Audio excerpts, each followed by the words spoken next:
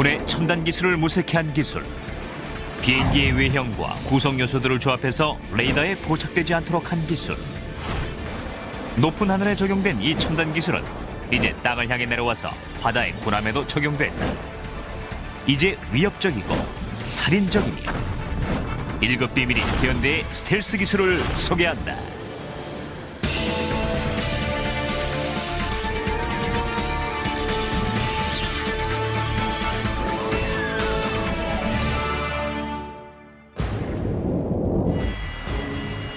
매끈한 몸매, 치명적이면서 강력한 FA-21 랩터는 스텔스 기술의 새 장을 열고 있으며 1990년대 이후 공중전의 양상을 바꾼 혁신적인 개념이 됐다. Compared to anything else that's out there, this airplane is head and shoulders above those jets. We can get to places very quickly before people would expect us, and with stealth there, they don't know that we're going to be there. 랩터가 가진 피감지성의 특징은 5가지 영역으로 나뉠 수 있다. 시각, 음향, 열, 적외선, 그리고 무엇보다도 레이더다.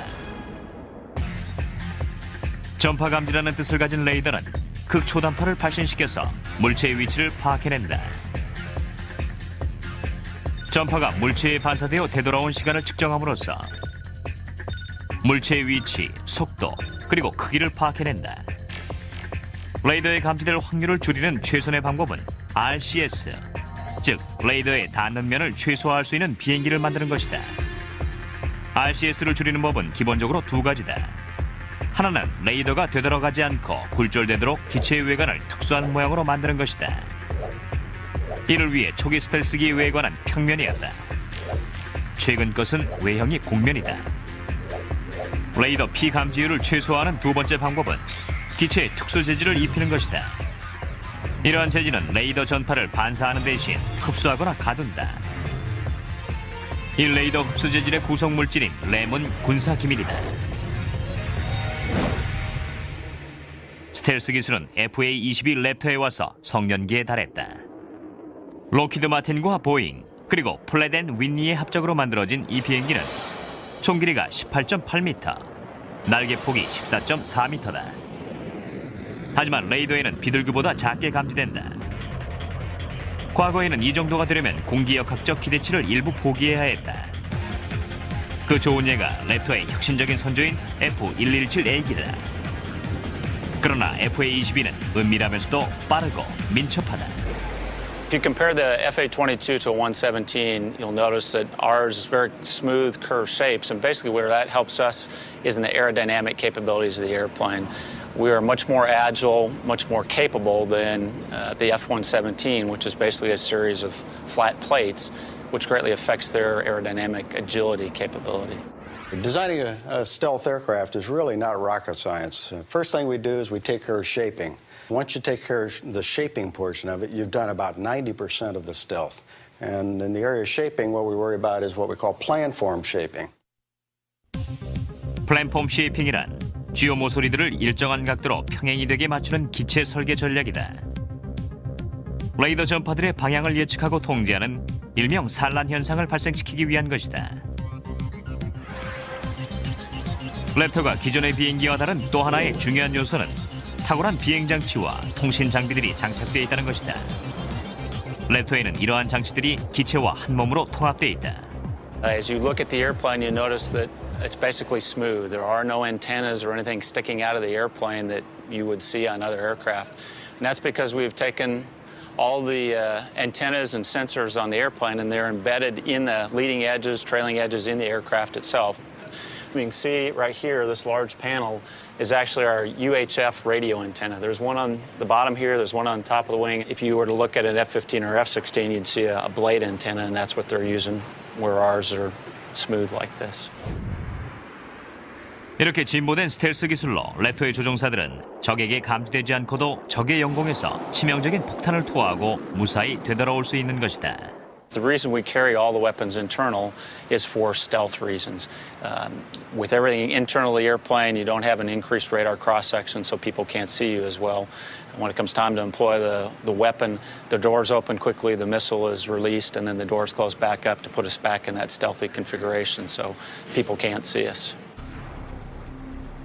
기체에 직선이나 이음매가 있으면 레이더를 쉽게 반사하기 때문에 무기 저장실, 이착륙 바퀴, 출입문 등 랩터에 있는 모든 문은 모서리가 톱니 모양이다. 랩터의 조종실 덮개 또한 스텔스를 위해 설계됐다. 기존의 덮개는 레이더가 통과해서 조종실 내부와 조종사를 감지할 수 있다. 이런 문제로 인해 기존의 스텔스기에서는 조종사의 시야를 최소화해야 했다. 그러나 랩터에서는 3.3m의 긴 덮개를 채용해서 조종사의 시야를 360도 확보할 수 있다. To make sure that we don't get scattering from the cockpit or from the pilot's helmet, we put specialized coatings on the canopy that provide it the conductivity so it looks just like a metal plate and energy reflects off of that rather than going into the canopy and reflecting back out. 랩터에는 스텔스 기술과 함께 슈퍼크루즈라는 진보된 추진 시스템이 있다. 중량 대비 추진력이 향상된 이 새로운 엔진을 통해 랩터는 추가적인 제연소 장치 없이 음속의 속도로 더 오랫동안 비행할 수 있다.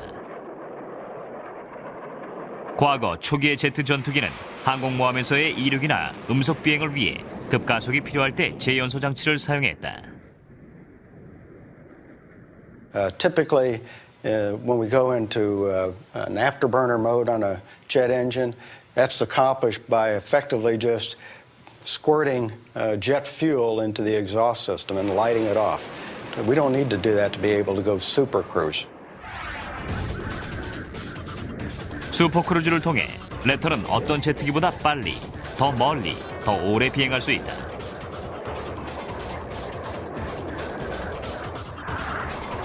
기존 항공기가 제연소 장치를 연속 사용할 수 있는 최장 시간은 15분이다.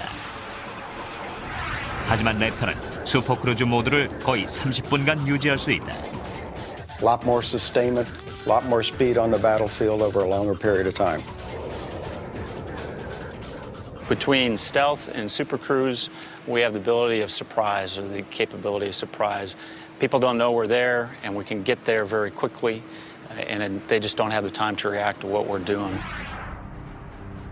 조종사들은 이곳 랩터의 둥지에서 FA-22의 전투력을 맛볼 수 있다. 이 모의 조종실에서는 스텔스 기술의 이점을 체험할 수 있다.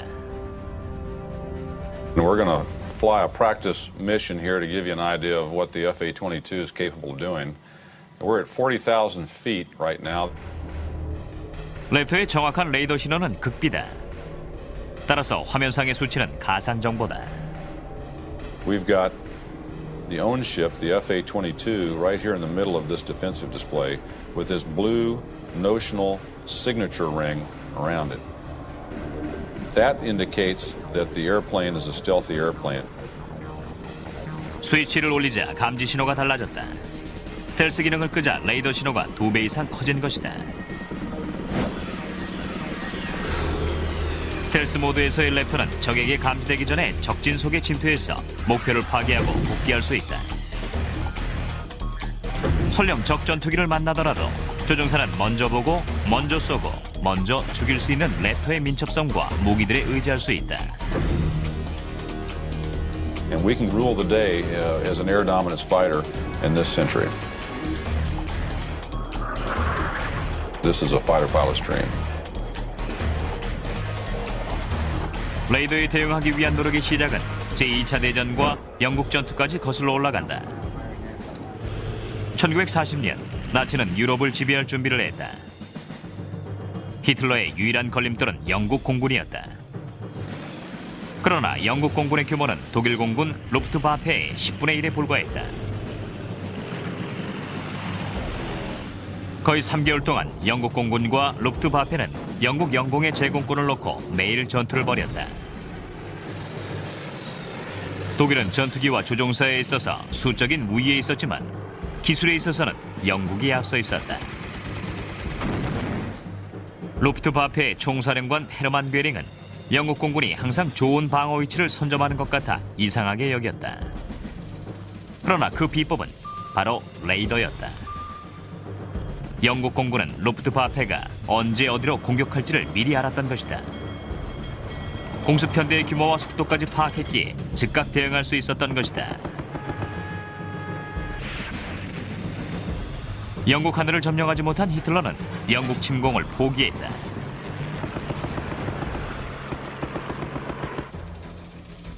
(2차) 대전 이후로는 적 레이더의 감지를 피해 전투기로 공격하는 것은 거의 불가능해졌다. 1950년대 말 미국은 소련에 앞서 있던 레이더와 미사일 기술을 배웠다. U-2 정찰기가 소련 상공을 비행하면서 새로운 시대가 열렸다. The U-2 was one of the great advances in aircraft technology. It was an incredible leap in an ability to fly over an enemy's territory, fly above his ability to see you on radar, fly above his ability to employ fighters against you at a key moment in the Cold War. 그러나 1960년 5월 1일 프란시스 게리 파우스가 조종하는 U-2가 소련의 지대공 미사일에 격추됐다. 미사일에 의해 항공기가 격추된 최초의 사건이었다. 파우스는 살아남았지만 그로 인해 모스크바에서 간첩 판결을 받았다. 그렇게 U-2의 비행은 중단됐다. Two things I think really precipitated us to really go after stealth as a matter of national priority. And that was the downing of the U-2s and the realization that the penetrating bombers that we had could no longer penetrate the critical Soviet Union airspace. 소련은 레이더와 지대공 미사일 기술이 발달돼 있었다. 그로 인해 미 전략 공군사령부, 즉 SAC는 주요 임무를 수행하기가 더욱 어려웠다. 그 임무란 소련 영공을 침투해서 안쪽에 있는 군 목표물에 접근하는 것이었다.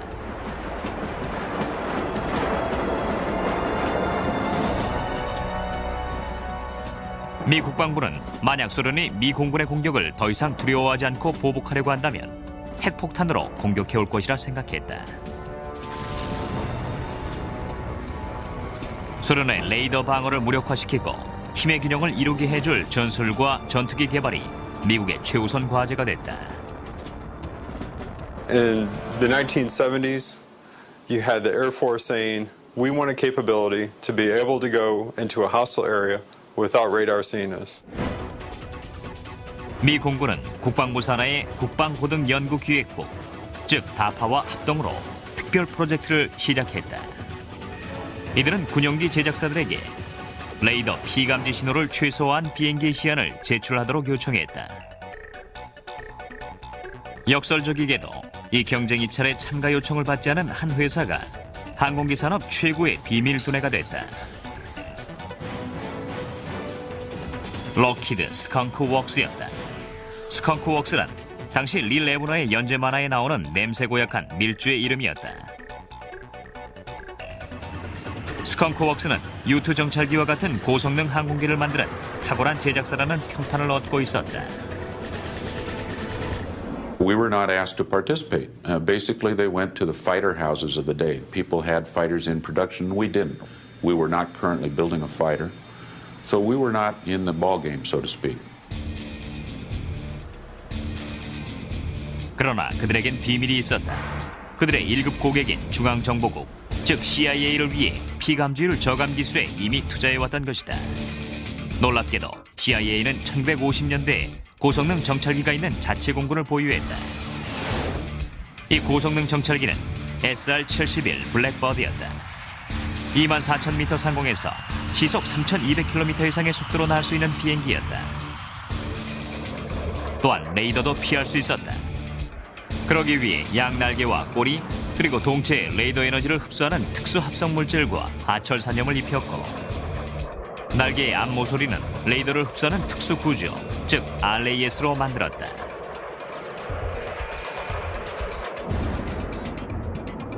스컹크웍스에게는 블랙버드의 설계도가 CIA의 자산으로 기밀이라는 점이 문제였다. 그러나 스컹크웍스의 수장 벤 리치는 끈질긴 설득 끝에 CIA로부터 비밀 공개 승낙을 얻어냈다. 록히드는 스텔스 기술 경쟁 입찰에 참여하도록 허락을 받았다. 이제 스컹크웍스는 투명 비행기를 만들기만 하면 됐다. 다행히 그 가능성을 본 사람이 있었다.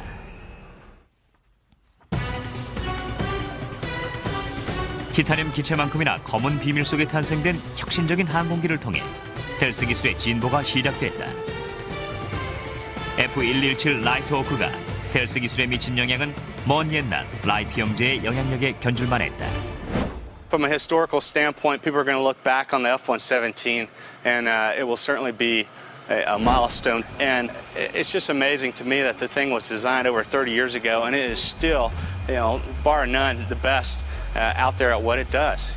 And you need somebody to go in and provide precision munitions. There's nobody else to call, in my opinion, other than the F-117. 록히드 스컹크웍스가 개발한 F117은 실전에서 실험된 최초의 스텔스기였다. 1989년 12월 19일 나이트호크 8대가 파나마를 침공하는 일명 대의명분 작전에 참가했다. 그러나 이 전투기에 대중이 주목하게 된 작전은 1991년의 사막의 폭풍이었다. 약 1,300회의 공습 중에 총 목표물의 40%를 제거하는 데 기여했다. 수백 대에 이르는 반군의 대공포와 지대공 미사일에도 불구하고 스텔스기의 피해는 단 한 대도 없었다. 보이지 않는 대상을 공격할 수 없었던 것이다.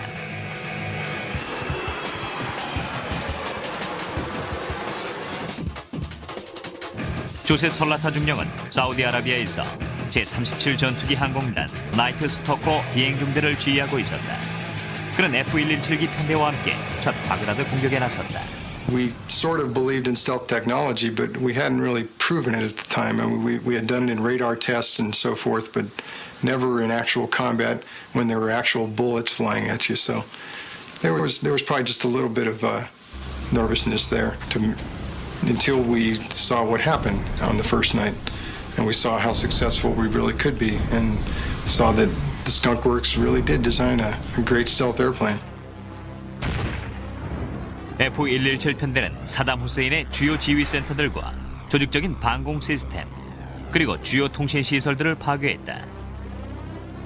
단 하룻밤 만에 검은 전투기들은 이라크의 전투 수행 수단을 거의 모두 제거했다. We had mission success rates that were unprecedented. You could almost guarantee that a target was going to be taken out by a stealth as long as we didn't have problems with weather or maintenance on our aircraft or something like that. As long as we got to the target, we had a very high success rate of killing that target. 이 신비한 검은 전투기는 전 세계 군수 내부와 정부에 큰 파장을 불러일으켰다. 세계의 모든 레이더 시스템이 스텔스 앞에선 무용지물이기 때문이었다. This really changes the nature of warfare. To be able to go into a foreign country, be able to destroy a target without them even knowing you're there until the target's destroyed. They didn't know we destroyed those targets. They didn't know these planes were in country until there was smoke over Baghdad. 12년 후 이라크의 자유작전에서 F117은 또다시 하늘을 제패했다.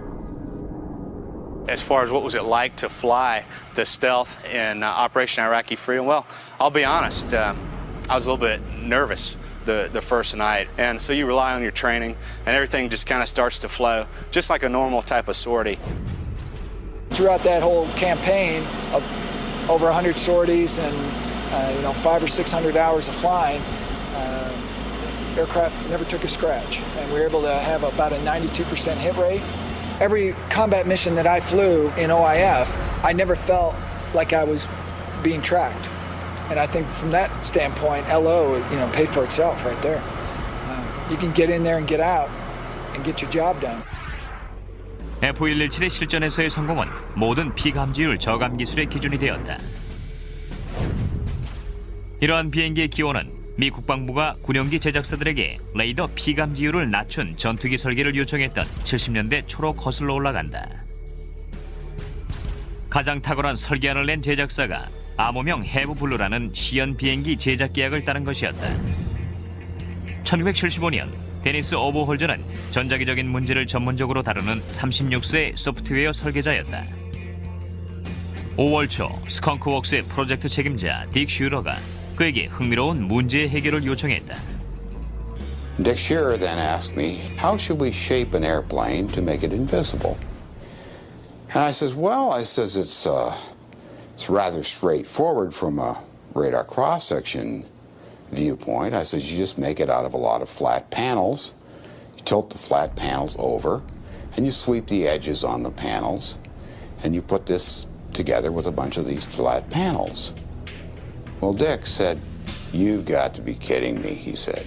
"Nobody says that." I said, "Well, you asked." 오버홀저는 에코1이라는 소프트웨어를 개발했다.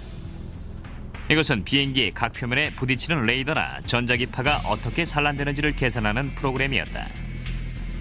1년쯤 후 스텔스 기술은 오버홀저의 스승이자 전 스컹크웍스의 수학자였던 빌 슈레더에 의해 더욱 진보됐다. 그는 잘 알려지지 않은 러시아 물리학자 표트로 유핌세프가 15년 전에 쓴 과학 논문을 우연히 보게 됐다. 논문의 내용은 기하학적 형상이 전자기파를 산란시킬 때 그 방향을 예측하는 방법에 관한 것이었다. 스컹크웍스에게 그것은 스텔스의 핵심 기술이었다. 바로 F117을 만들 수 있는 설계 원리를 얻은 것이었다. The aircraft was designed 30 years ago by Lockheed Martin in the late 70s. And what they utilized was a type of stealth technology called a faceted shape design. And what that does is confuses any kind of a radar signal. And consequently, we're able to maintain, for the most part, invisible against anybody that may be trying to detect our presence out there. 유핌세프의 논문은 스텔스기 평면 설계에 대한 스컹크웍스의 계획을 가속화했다. 이론적으로 가능해 보였고 이제 남은 과제는 어떻게 날도록 할 것인가였다. 최근 들어 실험용 스텔스 비행기가 비밀리에 탄생됐다. 2002년 10월 보잉사는 1992년부터 1999년까지 진행됐던 1급 비밀 프로젝트인 버드 오브 프레이를 공개했다. 당시 실험 단계였던 이 기술은 지금 표준이 됐다. 최근에 공개된 두 개의 1급 비밀 프로젝트로는 스텔스 헬기인 RAH-66 코만치와 무인 정찰기인 다크스타가 있다. 그러나 어떠한 항공기도 F117만큼 극비리에 개발된 것은 없었다.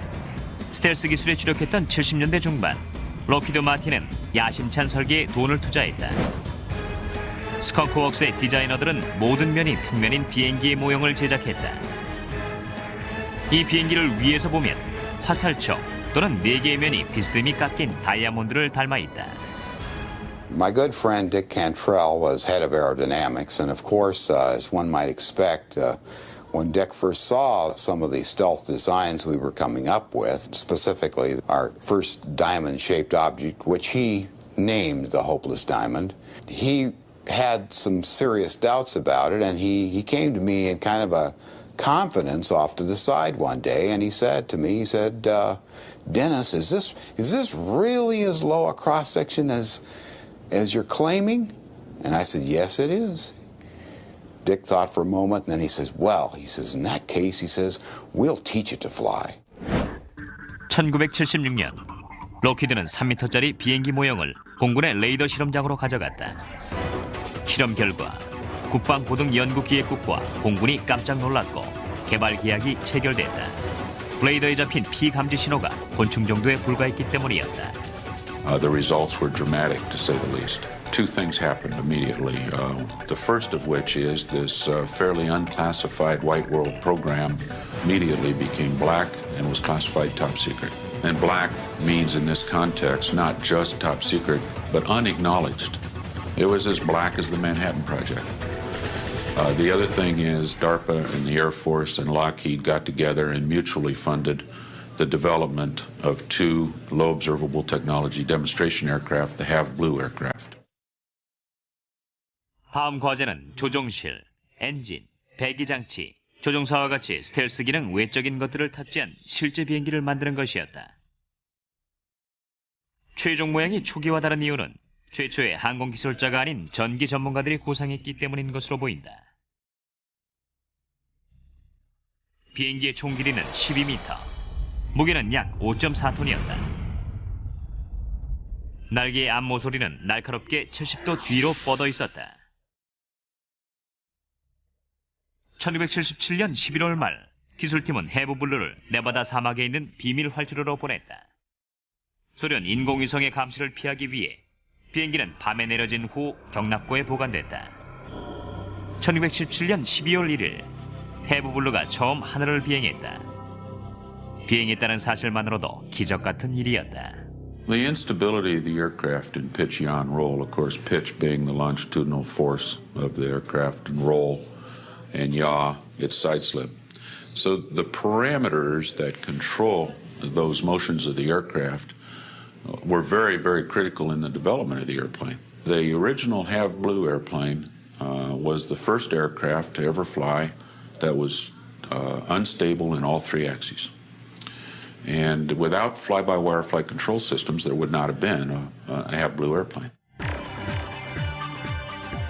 전자 비행 제어 시스템은 기계적 제어가 아닌 전선, 컴퓨터, 작동기에 의한 제어 시스템이다. 해부블루가 이 시스템의 도움으로 하늘을 나누고 전자 비행 제어 시스템은 모든 스텔스기의 필수 장비가 됐다. And these are the pitot tubes that the aircraft uses to tell it where it's at, how high it is, how fast it's going. All four of these are hooked up to their own individual computer systems. 전자 비행 제어 시스템이 있는 비행기에도 전통적인 조정관과 페달이 있지만 컴퓨터가 효율과 미세 조정을 도와준다.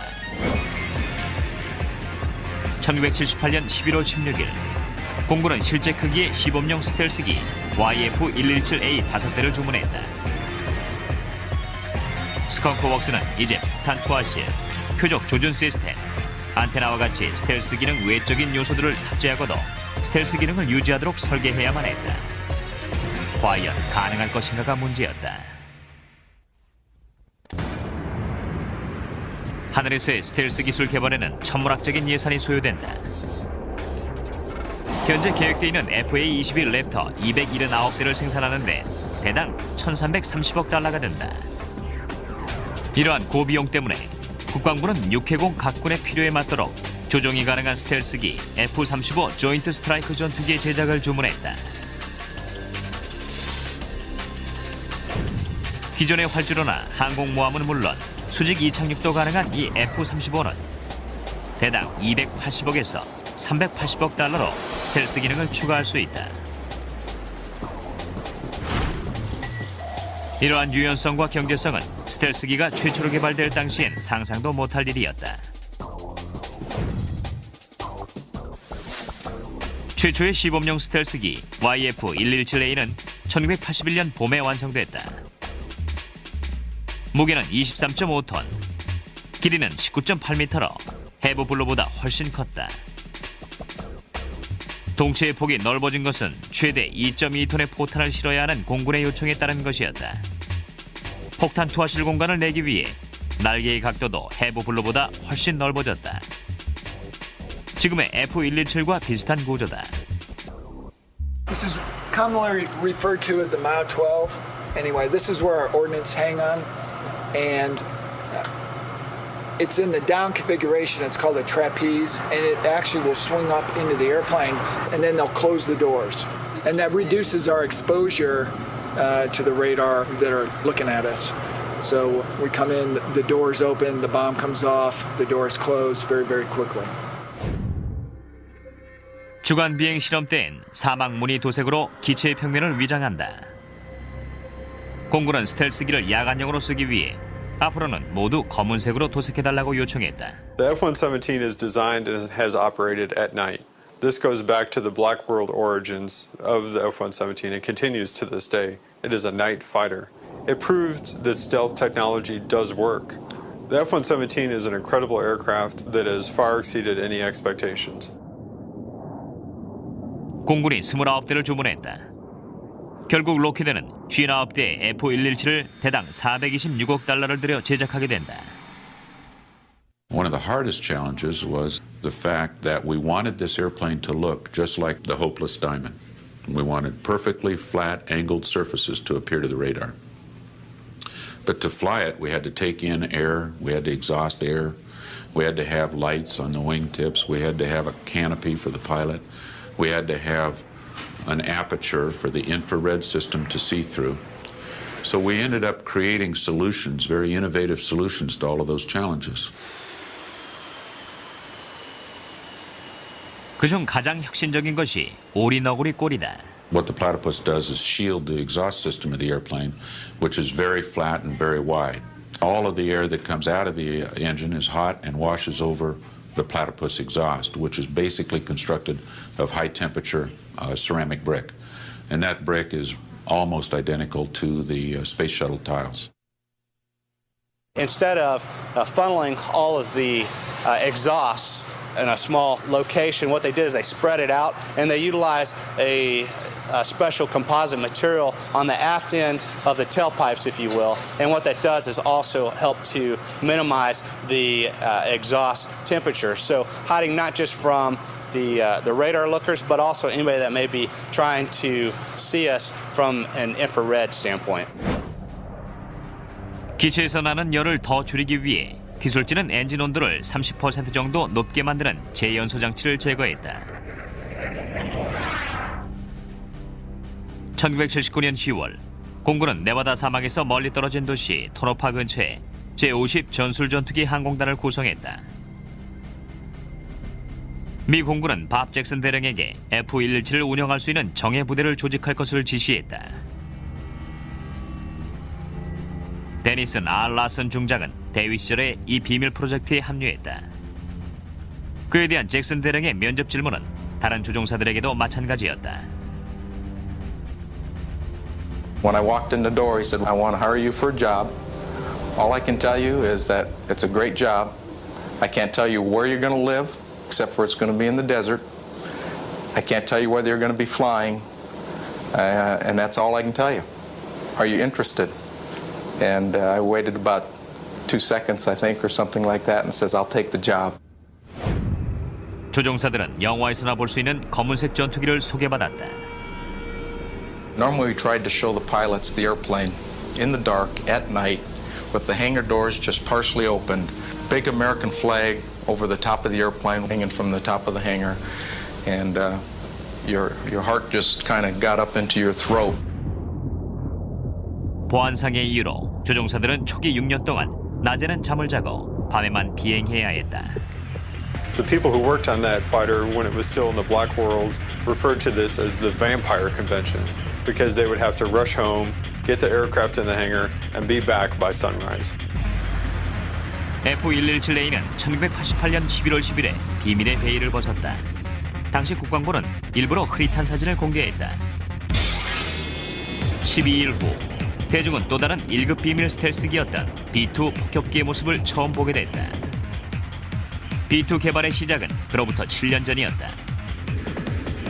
1981년에 개발이 시작된 것은 장거리 비행이 가능하며 큰 짐을 싣고 적 방공 시스템을 뚫을 수 있는 비행기 제작 경쟁 입찰을 노드롭사가 따내면서부터였다. 이것이 바로 스텔스 폭격기다.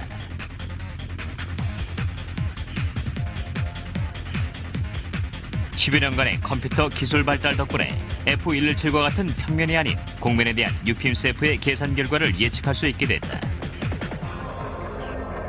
스텔스 폭격기의 외형은 부드러운 공면이다. 더욱 공기역학적인 형태로 인해 B-2의 수송력은 커졌고 저항은 작아지면서 18톤의 폭탄을 싣고 11,000km를 날아야 하는 장거리용 비행기로서의 성능이 향상됐다. The F-117A could employ 2 weapons against a precision target anywhere in the world at any time. The B-2 is the next generation of that. And you've gone from being able to destroy 2 targets to destroying up to 16 targets at one time. 노드롭서의 설계 특징인 커다란 비행 날개는 전설적인 회사 창립자 잭 노드롭이 30년 전에 고안한 공기역학적 개념이다. 1940년대 말 노드롭은 거대한 4개 엔진을 단 폭격기 B-35와 제트 추진의 YB-49를 제작한 바 있다. 그러나 당시의 제어 시스템이 폭탄 거치대로서의 날개를 안정적으로 제어하지 못해 정부가 관심을 두지 않았다.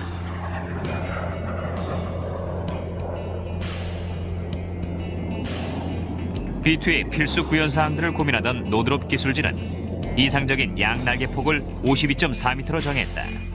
과거 잭 노드롭의 날개폭과 같은 수치다.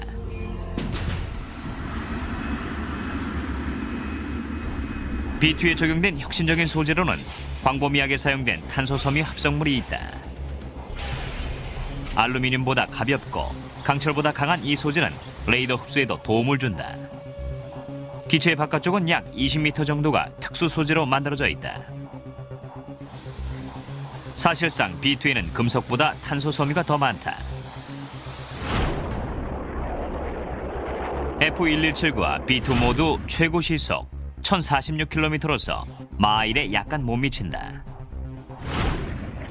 둘 다 기관총이나 공대공 미사일 장착이 안 되는 대신 스텔스 기능으로 스스로를 지킨다. 또한 스텔스가 확고한 전력 배가 수단이 됐음을 증명한다. Force multiplier is the ability to destroy a target, to inflict the intended damage on an enemy with a smaller amount of force. In Operation Desert Storm, you have one airplane, the F-117, able to destroy one target, guaranteed with precision accuracy. When you go on to the next level of technology, you have the B-2, where now with one airplane, you can destroy 16 targets, which really changes the whole nature of warfare. We are asked to do a number of different types of missions, one of which is to take down enemy radars, enemy SAM sites, and things like that. What that does is it enables other aircraft that may not be as stealthy, but may carry a lot more ordnance, fly through that breach in the armor, and then get their job done too.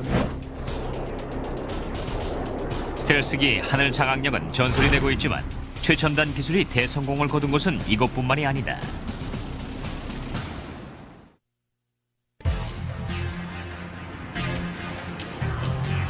F117이 여전히 급비었던 1980년대 중반, 스텔스 기능을 가진 최초의 배가 탄생됐다. 이것이 CC에도다. 해군의 시스템 사령부를 위해 록히드 마틴이 만든 이 배의 레이더 피감지 신호는 나룻배 정도에 불과했다. One of the most characteristic things about this ship is its faceted hull. Everything is at an angle. Nothing presents a flat, broadside view anywhere. CC에도는 바다에서 움직이기 때문에 레이더뿐만 아니라 제2의 감지 시스템인 소나에도 대비해야 한다. 음파 탐지기라는 뜻의 소나는 물을 통해 음파를 전달한다. 음파가 장애물을 만나면 반사되어 음파 발신부로 되돌아오고, 소나는 음파가 되돌아오는 시간을 측정해서 거리를 계산한다. 이 배의 평면 역시 스텔스 기능이 있음이 밝혀졌다. CC에도는 레이더와 소나를 모두 피할 수 있다. 그러나 넓은 바다에서는 성공률이 낮아진다. 레이더에는 바다 물결이 나타나고 CC에도가 그 위에 자국을 남기기 때문이었다. 록히드 마틴의 설계자가 이 문제를 해결했지만 그 방법에 대해선 함구했다. 극비리 탄생된 기술이기에 놀랄 일도 아니다. F117처럼 CC에도 역시 1급 보안하에 제작됐다. 부품들은 밤에 이동되어 지붕이 유동적인 이 바지선 안으로 옮겨졌다. 1985년 해상 실험을 위해 바지선 전체가 비밀 실험장으로 이동했다.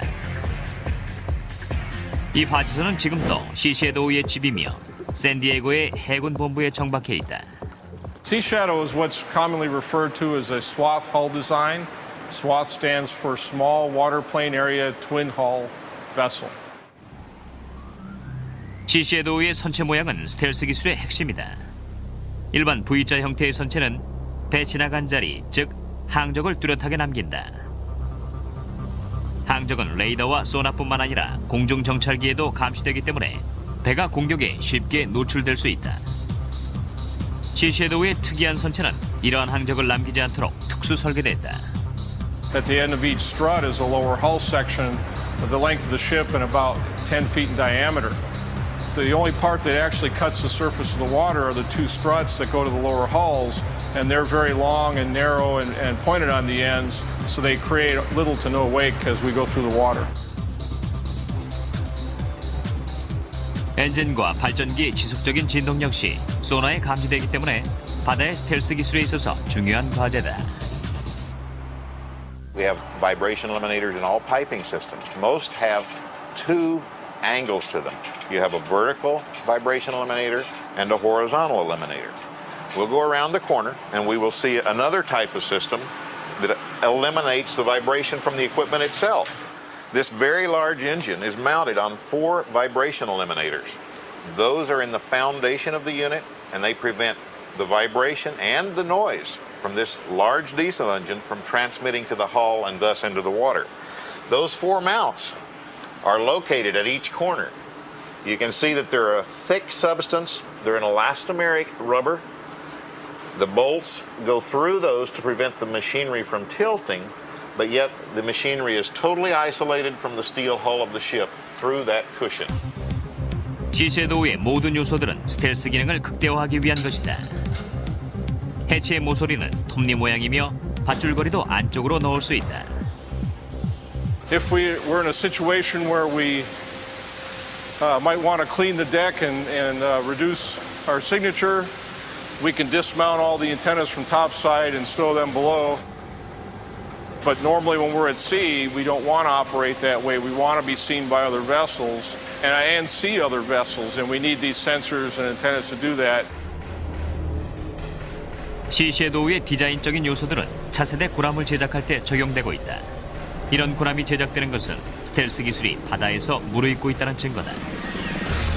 Some of the technology that I know is carried over is its faceted hull, and you'll see that now in DDG-51 Arleigh Burke class destroyers, the LPD-17, very clean superstructures, some gentle angles to the ships. A lot of that has been derived from the testing that was done on Sea Shadow. 해상 전투에 미치는 스텔스의 파급 효과가 하늘만큼 대단할지는 두고 봐야 한다. 바다와 하늘에서 스텔스 기술은 상상을 초월한 진보를 할 수도 있다. The continual research and development of stealth technology is absolutely essential. We've almost developed a level of complacency because we've been so good for so long. We've had the best aircraft in the world, but you have to continue to work to have that. When we go to war, we don't want to go to war with somebody who has a near capability to us or even an equal capability. We want to have overwhelming power. We want to have air dominance, and stealth technology is essential to that. I think it's important that research and development, places like the Skunk Works, continue to reach out, continue to take risk, and sometimes fail. And I think the real issue today is we have become such a risk-averse society. Failure is just not accepted, that by virtue of not taking those risks, we are not going to discover the next technologies that need to be discovered to truly make our force affordable and invincible. 우린 F-117의 첫 비행 후 10여 년 동안 볼 수 없었다. 어떤 스텔스 기술이 더 적용됐는지는 아무도 모른다.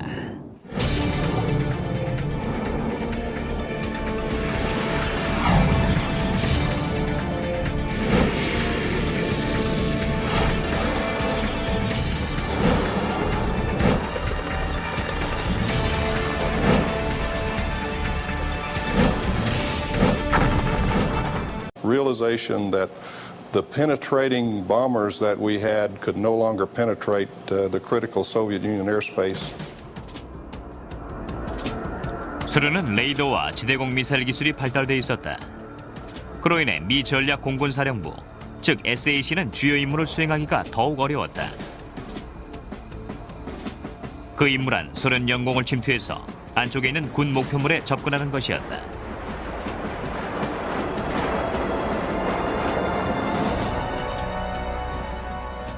미 국방부는 만약 소련이 미 공군의 공격을 더 이상 두려워하지 않고 보복하려고 한다면 핵폭탄으로 공격해올 것이라 생각했다. 소련의 레이더 방어를 무력화시키고 힘의 균형을 이루게 해줄 전술과 전투기 개발이 미국의 최우선 과제가 됐다. In the 1970s, you had the Air Force saying, we want a capability to be able to go into a hostile area without radar seeing us. 미 공군은 국방부 산하의 국방고등연구기획국, 즉 다파와 합동으로 특별 프로젝트를 시작했다. 이들은 군용기 제작사들에게 레이더 피감지 신호를 최소화한 비행기 시안을 제출하도록 요청했다. 역설적이게도 이 경쟁 입찰에 참가 요청을 받지 않은 한 회사가 항공기 산업 최고의 비밀 두뇌가 됐다. 럭키드 스컹크웍스였다. 스컹크웍스란 당시 리 레브너의 연재 만화에 나오는 냄새 고약한 밀주의 이름이었다. 스컹크웍스는 U2 정찰기와 같은 고성능 항공기를 만드는 탁월한 제작사라는 평판을 얻고 있었다. We were not asked to participate. Basically, they went to the fighter houses of the day. People had fighters in production. We didn't. We were not currently building a fighter. So we were not in the ball game, so to speak.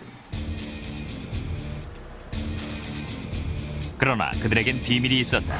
그들의 1급 고객인 중앙정보국, 즉 CIA를 위해 피감지율 저감 기술에 이미 투자해왔던 것이다. 놀랍게도 CIA는 1950년대에 고성능 정찰기가 있는 자체 공군을 보유했다. 이 고성능 정찰기는 SR-71 블랙버드였다. 24,000m 상공에서 시속 3,200km 이상의 속도로 날 수 있는 비행기였다. 또한 레이더도 피할 수 있었다. 그러기 위해 양날개와 꼬리 그리고 동체에 레이더 에너지를 흡수하는 특수 합성 물질과 아철산염을 입혔고 날개의 앞모서리는 레이더를 흡수하는 특수 구조, 즉 RAS로 접하다. If you compare the FA-22 to a 117, you'll notice that ours is very smooth, curved shapes, and basically where that helps us is in the aerodynamic capabilities of the airplane. We are much more agile, much more capable than the F-117, which is basically a series of flat plates, which greatly affects their aerodynamic agility capability. Designing a stealth aircraft is really not rocket science. First thing we do is we take care of shaping. Once you take care of the shaping portion of it, you've done about 90% of the stealth. And in the area of shaping, what we worry about is what we call planform shaping. 플랫폼 쉐이핑이란 주요 모서리들을 일정한 각도로 평행이 되게 맞추는 기체 설계 전략이다. 레이더 전파들의 방향을 예측하고 통제하는 일명 산란 현상을 발생시키기 위한 것이다. 랩터가 기존의 비행기와 다른 또 하나의 중요한 요소는 탁월한 비행 장치와 통신 장비들이 장착되어 있다는 것이다. 랩터에는 이러한 장치들이 기체와 한 몸으로 통합되어 있다. As you look at the airplane, you notice that it's basically smooth. There are no antennas or anything sticking out of the airplane that you would see on other aircraft. And that's because we've taken all the antennas and sensors on the airplane and they're embedded in the leading edges, trailing edges in the aircraft itself. You can see right here, this large panel is actually our UHF radio antenna. There's one on the bottom here, there's one on top of the wing. If you were to look at an F-15 or F-16, you'd see a blade antenna, and that's what they're using, where ours are smooth like this. 이렇게 진보된 스텔스 기술로 랩터의 조종사들은 적에게 감지되지 않고도 적의 영공에서 치명적인 폭탄을 투하하고 무사히 되돌아올 수 있는 것이다. The reason we carry all the weapons internal is for stealth reasons. With everything internal of the airplane, you don't have an increased radar cross-section, so people can't see you as well. When it comes time to employ the weapon, the doors open quickly, the missile is released, and then the doors close back up to put us back in that stealthy configuration, so people can't see us. 기체에 직선이나 이음매가 있으면 레이더를 쉽게 반사하기 때문에 무기 저장실, 이 착륙 바퀴, 출입문 등 랩터에 있는 모든 문은 모서리가 톱니 모양이다. 랩터의 조종실 덮개 또한 스텔스를 위해 설계됐다. 기존의 덮개는 레이더가 통과해서 조종실 내부와 조종사를 감지할 수 있다. 이런 문제로 인해 기존의 스텔스기에서는 조종사의 시야를 최소화해야 했다. 그러나 랩터에서는 3.3m의 긴 덮개를 채용해서 조종사의 시야를 360도 확보할 수 있다. To make sure that we don't get scattering from the cockpit. 조종사는 먼저 보고, 먼저 쏘고, 먼저 죽일 수 있는 랩터의 민첩성과 무기들에 의지할 수 있다. And we can rule the day as an air dominance fighter in this century. This is a fighter pilot's dream. 레이더에 대응하기 위한 노력의 시작은 제2차 대전과 영국 전투까지 거슬러 올라간다. 1940년 나치는 유럽을 지배할 준비를 했다. 히틀러의 유일한 걸림돌은 영국 공군이었다. 그러나 영국 공군의 규모는 독일 공군 루프트바페의 10분의 1에 불과했다. 거의 3개월 동안 영국 공군과 루프트바페는 영국 영공의 제공권을 놓고 매일 전투를 벌였다. 독일은 전투기와 조종사에 있어서 수적인 우위에 있었지만 기술에 있어서는 영국이 앞서 있었다.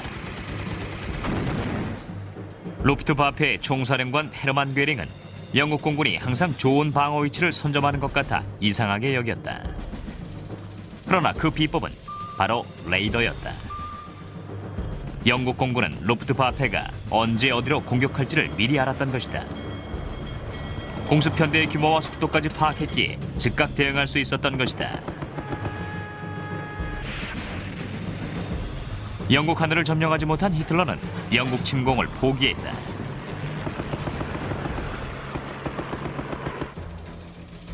(2차) 대전 이후로는 적 레이더의 감지를 피해 전투기로 공격하는 것은 거의 불가능해졌다. 1950년대 말 미국은 소련에 앞서 있던 레이더와 미사일 기술을 배웠다. U-2 정찰기가 소련 상공을 비행하면서 새로운 시대가 열렸다. The U-2 is one of the great advances in aircraft technology. It was an incredible leap in an ability to fly over an enemy's territory, fly above his ability to see you on radar, fly above his ability to employ fighters against you at a key moment in the Cold War. 그러나 1960년 5월 1일 프란시스 게리 파우스가 조종하는 U-2가 소련의 지대공 미사일에 격추됐다. 미사일에 의해 항공기가 격추된 최초의 사건이었다. 파우스는 살아남았지만 그로 인해 모스크바에서 간첩 판결을 받았다. 그렇게 U-2의 비행은 중단됐다. Two things I think really precipitated us to really go after stealth as a matter of national priority, and that was the downing of the U-2s and the 군의 첨단 기술을 무색해 한 기술, 비행기의 외형과 구성 요소들을 조합해서 레이더에 포착되지 않도록 한 기술. 높은 하늘에 적용된 이 첨단 기술은 이제 땅을 향해 내려와서 바다의 군함에도 적용됐다. 이제 위협적이고 살인적이며 1급 비밀이 현대의 스텔스 기술을 소개한다.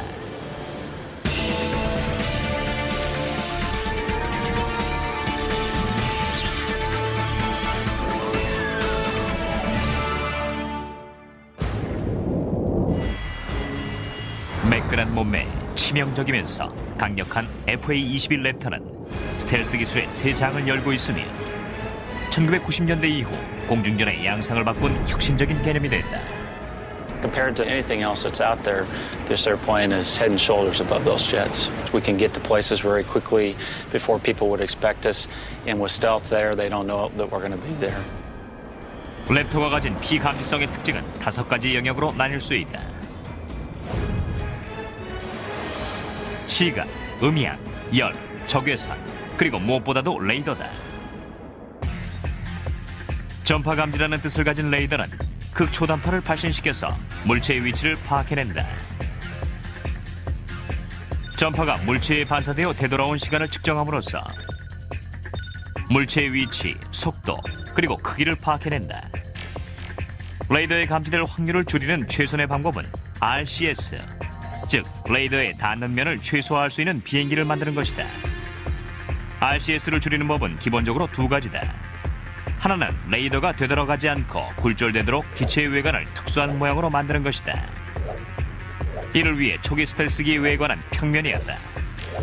최근 것은 외형이 곡면이다. 레이더 피감지율을 최소화하는 2번째 방법은 기체에 특수 재질을 입히는 것이다. 이러한 재질은 레이더 전파를 반사하는 대신 흡수하거나 가둔다. 이 레이더 흡수 재질의 구성 물질인 램은 군사 기밀이다. 스텔스 기술은 FA-22 랩터에 와서 성년기에 달했다. 록히드 마틴과 보잉, 그리고 플랫 앤 윈니의 합작으로 만들어진 이 비행기는 총 길이가 18.8m, 날개 폭이 14.4m다. 하지만 레이더에는 비둘기보다 작게 감지된다. 과거에는 이 정도가 되려면 공기역학적 기대치를 일부 포기해야 했다. 그 좋은 예가 랩터의 혁신적인 선조인 F-117A기다. 그러나 FA-22는 은밀하면서도 빠르고 Or from the pilot's helmet. We put specialized coatings on the canopy that provide it the conductivity so it looks just like a metal plate and energy reflects off of that rather than going into the canopy and reflecting back out. 랩터에는 스텔스 기술과 함께 슈퍼크루즈라는 진보된 추진 시스템이 있다. 중량 대비 추진력이 향상된 이 새로운 엔진을 통해 랩터는 추가적인 재연소 장치 없이 음속의 속도로 더 오랫동안 비행할 수 있다. 과거 초기의 제트 전투기는 항공모함에서의 이륙이나 음속 비행을 위해 급가속이 필요할 때 재연소 장치를 사용했다. Typically, when we go into an afterburner mode on a jet engine, that's accomplished by effectively just squirting jet fuel into the exhaust system and lighting it off. We don't need to do that to be able to go super cruise. 슈퍼크루즈를 통해 랩터는 어떤 제트기보다 빨리, 더 멀리, 더 오래 비행할 수 있다.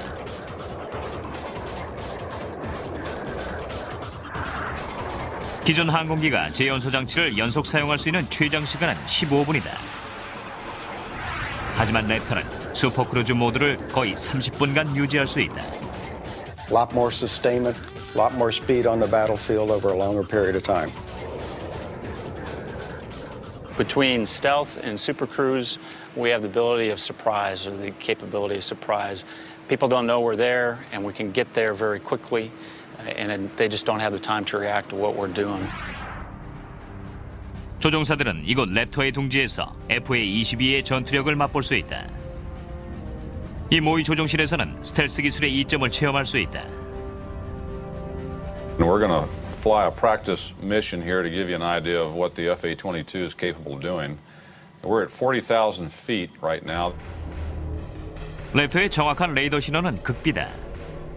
따라서 화면상의 수치는 가상 정보다. We've got the own ship, the FA-22, right here in the middle of this defensive display with this blue notional signature ring around it. That indicates that the airplane is a stealthy airplane. 스위치를 올리자 감지 신호가 달라졌다. 스텔스 기능을 끄자 레이더 신호가 2배 이상 커진 것이다. 스텔스 모드에서의 랩터는 적에게 감지되기 전에 적진 속에 침투해서 목표를 파괴하고 복귀할 수 있다. 설령 적 전투기를 만나더라도